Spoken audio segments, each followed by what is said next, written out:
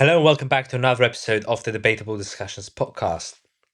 Today we've got a very special episode where we will be discussing the recent Hungarian election, Viktor Orban's defeat, what that means both for Hungary but also widely for Europe. And first of all, John, could you first say what happened? As we've said before, Orban has lost, but who won? Who is Peter Magyar? What do we know about him?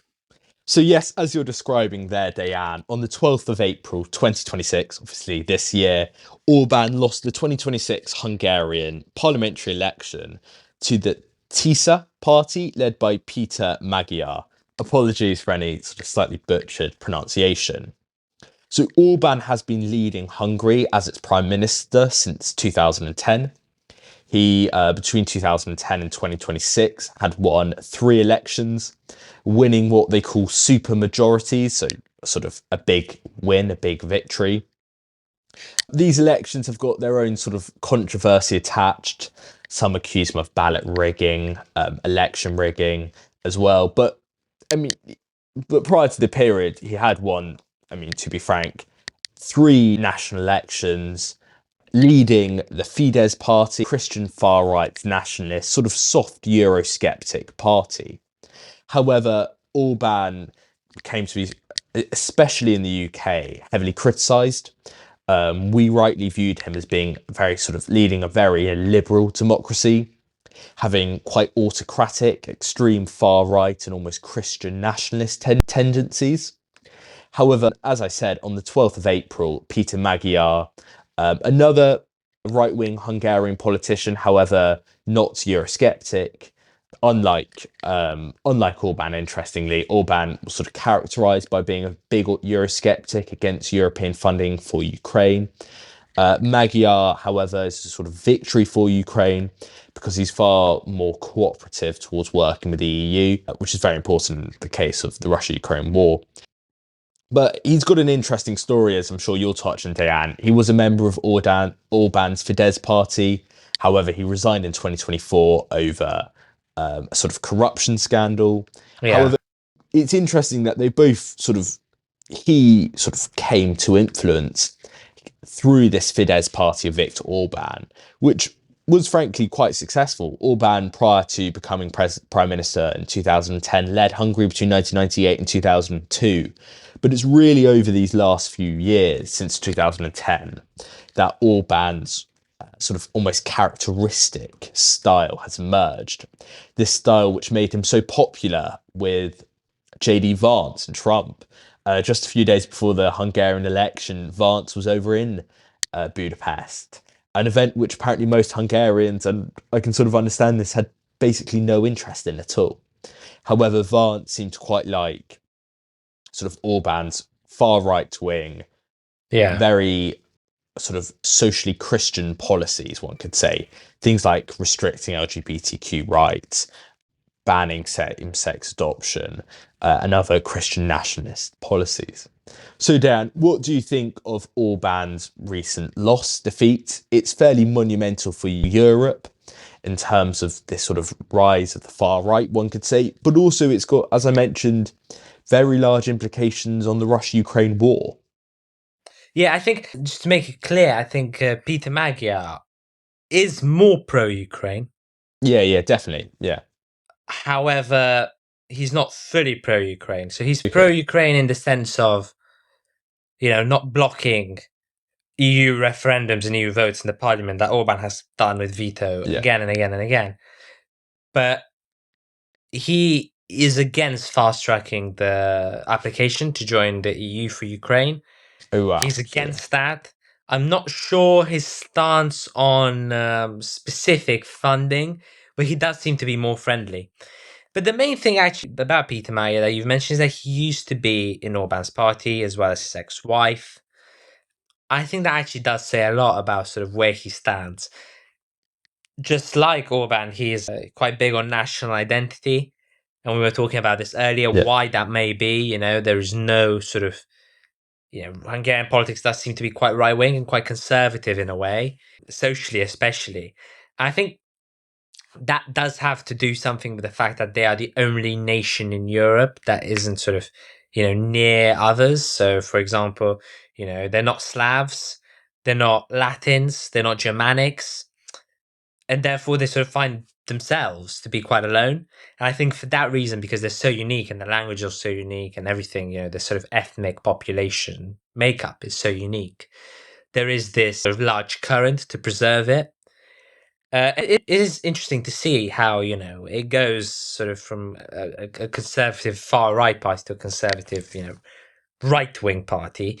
I don't think Peter Magyar will be amazing. I don't, but I think he will be much better than Orban for a while at least. I mean, Orban, as we've discussed previously, actually, he used to be this very liberal, progressive guy, and decided that actually doesn't work with the voters, so then he completely changed his sort of opinions. And the main reasons he came under fire for was of corruption scandals, building castles for his dad, and stuff like that. And Peter Magyar comes on an anti-corruption mandate, and hopefully he will deliver. But I think it will be still very, very difficult for him to do so because at the moment, a lot of the sort of public institutions are jam-packed with Fidesz party members. Yeah, I agree with you there. I think a limitation of Magyar's premiership in Hungary could be this illiberal democracy which Orban's constructed. As you mentioned there, kleptocracy has been an element of Orban's premiership, kleptocracy, which is basically using political power to gain wealth. So he's done this, he's sort of showed signs of corruption, building castles for your dad, you mentioned there. Yeah.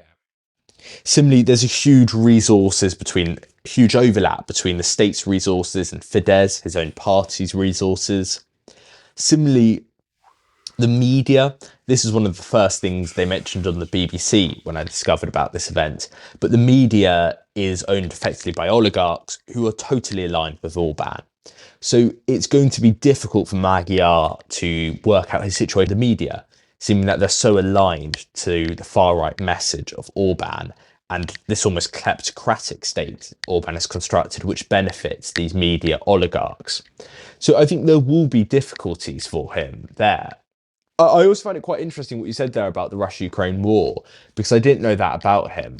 I mean, it is unfortunate because Hungary is withdrawing what would be extremely useful funding for Ukraine in their fight against Russia. Orban restricting this, I think, really did show how he was a sort of ally in many ways of Putin, simply because he wasn't willing to help Ukraine in that sense. He was deliberately blocking them. Something which if Magyar even stops, which I think will help Ukraine, definitely. Exactly. So I mean, yeah, I think you're perfectly right. What's going to happen? Magyar isn't going to do miracles for Ukraine, but he's going to stop the hindrance that Orban has been doing. Yeah, and I think that's really important. And similarly, it is really important. Similarly, he's probably got a more sensible stance towards the EU for Hungary. I mean by that is that Hungary is one of those countries in the EU which is a huge net recipient of EU funding. So countries like the UK or Germany are vastly net contributors of funding, and then in return they receive far less back. How Hungary is one of those states where they do receive tens of billions in EU funding every year. And so, I mean, if you are a Hungarian leader, you would think that it makes perhaps more sense to be on good terms with the EU simply because you are a net recipient of EU funding. In so many ways, Yeah, I think, Magyar has pledged to unlock sort of a large proportion of funds that were freezed by the EU. Yeah. Which would be really transformative for Hungary. I mean, their standard of living due to their economy has fallen very, very, very, very steeply throughout the Orban premiership, especially through this last one, where they've actually plummeted a couple of places in the EU rankings, and their economy, which used to be very average and fairly strong, has actually not been able to keep up. And that is perhaps a result of this EU funding being blocked. Orban's ties with Russia and the Russian oil industry, and Peter Magyar has pledged to undo that. But again, when it comes to the Ukraine, I think he's just going to stop the hindrance, but he is heavily against fast-tracked EU integration program. Yeah. I mean, another sort of interesting link to talk about here is obviously Hungarian history, something that I've sort of studied recently as part of school, but it's got a fascinating history, Hungary. From World War II, it was a member of the Eastern Bloc, had a famous protests, one could say, a famous uprising in October, November 1956, in which this figure called Imre Nagy occurred, who almost was a figurehead for Hungary. His role as being a figurehead largely against communist dictatorship, that made him establish such a positive legacy in Hungary that it even extended towards those 1989 revolutions across the Eastern Bloc, where Nagy's legacy was a huge driving force in Hungary to get rid of communism. They viewed Nagy's counter-revolution as inspiration to end communism and transition towards democracy in Hungary. And they've had a very interesting history in that sense as a member of the Eastern Bloc, who were brutally suppressed politically and in a military sense by the Soviet Union, and lacks any sort of sense of, one could say, of almost self-determination politically until 1989, where they transitioned towards a democratic system. What do you think of this, Diane? What is the sort of what contribution has the politics of Eastern Europe made to Hungarian politics? Obviously, now we see the far right politics, which has been endorsed by some of these states. Notably, Hungary is very different to perhaps historically their political situation. Yeah, I think also this sort of anthropological analysis is really important, looking at Hungary sort of from a context of history, but, old history almost. So, Hungary, as the name Hun, comes from the Hun tribe, and they came sort of 450 AD. That's when they said, and they came from Mongolia, and they sort of conquered everything basically, and just they destroyed everything that was there. But it is really important because of this lack of codependence. Oh yeah. So they don't have this shared history that, for example, Spain and Italy have of being under the Roman Empire. France, Romania, as Latin countries, you don't have this sort of ethnic Slavic thing, Yugoslavia, but also, Yugoslavia, but also, with countries towards the east, Ukraine, Russia, speaking that sort of Slavic language and being from the Slavic people, they don't have any of that. They're sort of this one Lone Ranger nation in the middle of Europe. So to me, it does make sense to have this a bit more closed-minded, perhaps nationalistic, isolationist almost policy, Yeah, it's led to their sort of isolation as a group has led to sort of more nationalism. Yeah. What I do find surprising is the economic policies. Okay. Because I don't necessarily feel like, being that socially should automatically mean you're right wing economically. We've seen plenty of parties in the UK, I would even say Reform, perhaps, being a bit more left leaning on economics. But in Hungary, you've got that, you don't to some extent. And that's mainly due to the sort of corruption Orban has allowed to happen and has even propped up with naming friends for government agencies, nationalizations. Yeah, I mean, it's sort of, I always think the best sort of analogy of the political spectrum is the horseshoe analogy. Yeah. And that is that idea of how the far right, when you get far right enough, almost becomes far left, sort of nationalisation, perhaps being characteristic of far right economic policies. And I mean, I'm not too familiar, well versed in the Hungarian economic situation, but I do imagine that, as you said there, from doing prior reading, it is clear that Orban really did sort of construct a kleptocratic state. It's, as you mentioned there, it's people he knew, it's oligarchs, who the economy depended on, who ran the media. And so he constructed this illiberal democracy totally around himself. Yeah. And going back to that earlier idea I said, that must make it hard for Magyar to become Prime Minister of Hungary, because he's going into a system which almost favours Orban in so many ways, one would think. And so, I mean, like you, Dan, I very much hope for him to succeed, because I think it is perhaps needed, it is clearly needed to fight against this corruption which exists in Hungary. But it probably would be quite difficult, I can only imagine, just because of how ingrained it could just be in the Hungarian political and economic situation. Yeah. Yeah.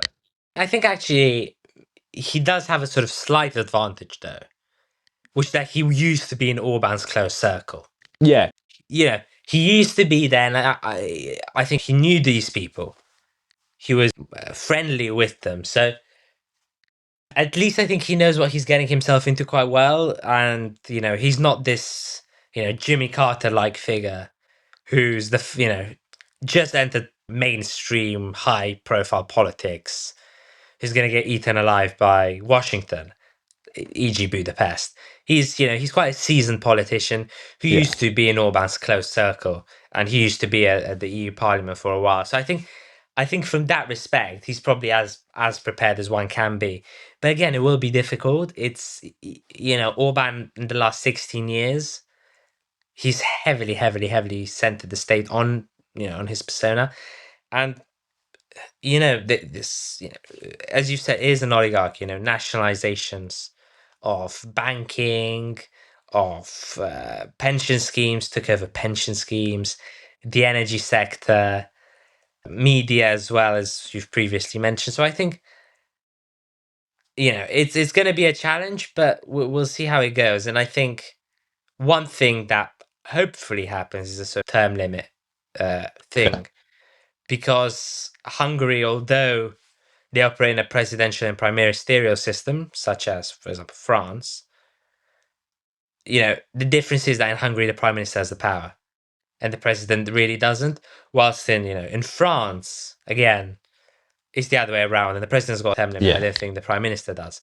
But for Hungary's specific situation, I think the prime minister needs to have a term limit, because it is the sort of number one position in the state. Peter Magyar 2 days ago, I think, sort of called out for the president to resign.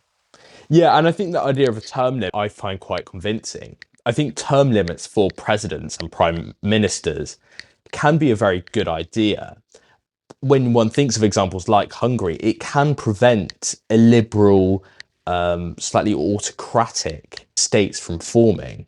These illiberal democracies, which are built around a cult of personality, built over decades, that could be stopped easily with a term limit.